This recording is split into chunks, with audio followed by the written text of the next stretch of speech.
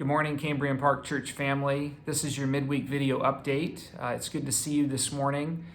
As the events of this past week have made clear to us with the things that have happened at our nation's capital, we continue to live in some very tumultuous times in our country. 2020 has been a very challenging year in so many different ways, and 2021 is certainly kind of picked up where things left off in 2020 so far.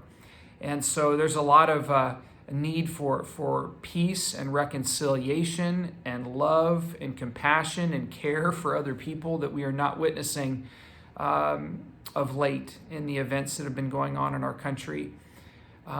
We continue to be confronted with the challenges of the coronavirus. Many of us now have either personally contracted the virus, or we know of immediate or close family members who have gotten it. Some have experienced very mild symptoms. Others have passed away as a result. And so the effects of the coronavirus have been far-reaching, not just obviously the virus and the disease itself, but the impact that it's played on society, on relationships, on depression, on loneliness.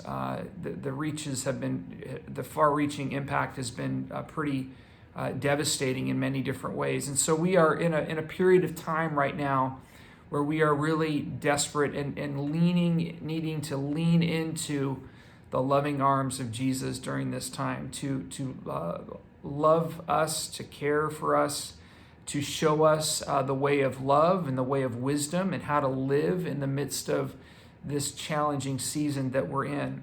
And I just want to encourage us again that we want to be people of the way. We want to be people of the kingdom of Jesus, which means we live and operate in this world in many ways a subversive way, but not in a subversive way that is fueled by hatred and anger, but a subversive way that is fueled by unconditional love, grace, mercy, compassion, and kindness towards others, since that's what Jesus demonstrated and modeled for us. And so I want to encourage us to be a tangible expression of the love of Jesus in our context, to reach out and to care for people around us, to continue to pray and to seek God's wisdom, God's healing, God's grace, God's compassion, God's peace for ourselves, for our community, for our church, for our nation, and then ultimately, obviously, for our world. I know that's a large task, but our God is big enough to handle those prayers and those requests. So I want to encourage us to be thinking and praying and seeking God in these ways. Just want to update you of a few things going on in the life of our church. We will be having our midweek Connect call this evening, so I want to encourage you to join that if you'd like to at 7:30. We'll be continuing our series in Ephesians on Sunday morning, and I just want to encourage you to join that as well. We're also beginning our 8-week small group discipleship groups are going to be beginning starting this Sunday, and will be the first group, and the second group will be happening a week from today, next Wednesday. And so if you are currently signed up for one of those groups, you've received at least one email from me just communicating that and confirming your availability.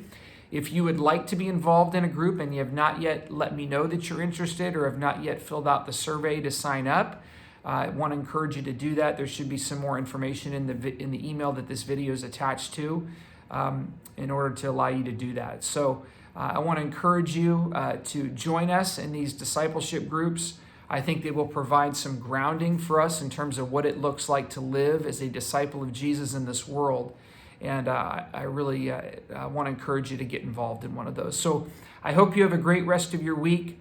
I pray God's peace, God's love, and the spirit of hope would be upon you as we continue through this week. Much love to many of you and to all of you.